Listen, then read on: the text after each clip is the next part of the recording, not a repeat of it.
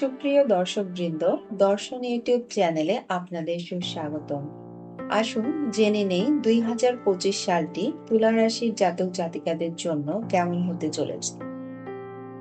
জ্যোতিষশাস্ত্র অনুসারে তুলা রাশির জাতকদের জন্য বৃহস্পতি 2025 সালের মে থেকে তুলা রাশির নবম ঘরে প্রবেশ করবে এবং অক্টোবর থেকে ডিসেম্বর পর্যন্ত তুলা রাশির দশম ঘরে বৃহস্পতি শুভ দৃষ্টি দেবে। এর মানে হলো নতুন বছর 2025 আপনার জন্য ভালো হবে, তবে আপনার স্বাস্থ্যের যত্ন নেয়ার প্রয়োজন হবে।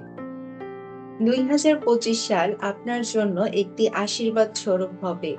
যদি জমি বা বাড়ি কেনার কথা ভাবছেন, তাহলে এই কাজটি করুন মন প্রাণ দিয়ে। আপনার ইচ্ছা পূরণ হবে।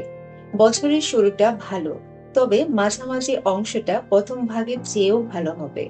আপনি আপনার ইচ্ছা অনুযায়ী একটি নতুন গাড়ি কিনতে সক্ষম হবেন। এবছরে পরিবারের সঙ্গে বিবাদ হতে পারে। আপনার কথায় পরিবারের সদস্যরা কষ্ট পেতে পারে। পরামর্শ হলো মার্চ পর্যন্ত কম কথা বলা এবং ভেবেচিন্তে কথা বলা। গৃহস্থালী জীবনও ভালো থাকবে এবং স্বামী স্ত্রীর সম্পর্ক স্বাভাবিক থাকবে। ভালো এবং খারাপ সময়ে আপনি আপনার পরিবারের কাছ থেকে সাহায্য পাবেন। বিয়ে করতে চাইলে মে মাসের পর নতুন সম্ভাবনা দেখা দিতে পারে। প্রেমের জন্য এ বছরটি ভালো নয়, বারবার ভুল বোঝাবুঝি সৃষ্টি হবে। নতুন বছরটি আপনাকে ধনী করতে পারে। যদিও বছরের শুরুটা স্বাভাবিক হবে, কিন্তু মে মাসের পর বেতন এবং সঞ্চয় দুটোই বাড়বে। আপনি অপ্রয়োজনীয় ব্যয় করবেন না এবং ভালো সঞ্চয় করতে সক্ষম হবেন। সামগ্রিকভাবে 2025 সালে অর্থনৈতিক অগ্রগতি হবে।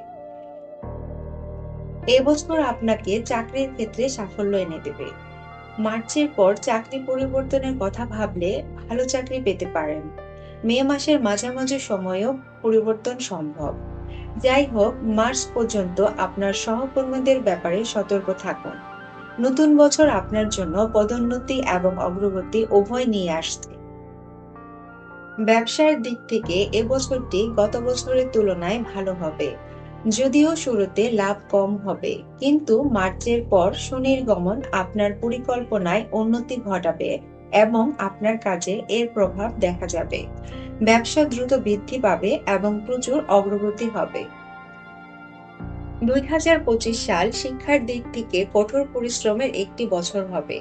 আপনি যদি গুরুত্ব সহকারে পড়াশোনা না করেন, তবে আপনার ফলাফলও দুর্বল হতে পারে। আপনার যদি বাইরে গিয়ে পড়াশোনা করার ইচ্ছা থাকে, তবে আপনি সাফল্য অর্জন করতে পারেন। মে মাসের পর রাহুর প্রভাবে পড়াশোনা থেকে মন বিচ্যুত হতে পারে। এমন পরিস্থিতিতে ফোকাস বজায় রাখুন যাতে ফলাফল প্রভাবিত না হয়।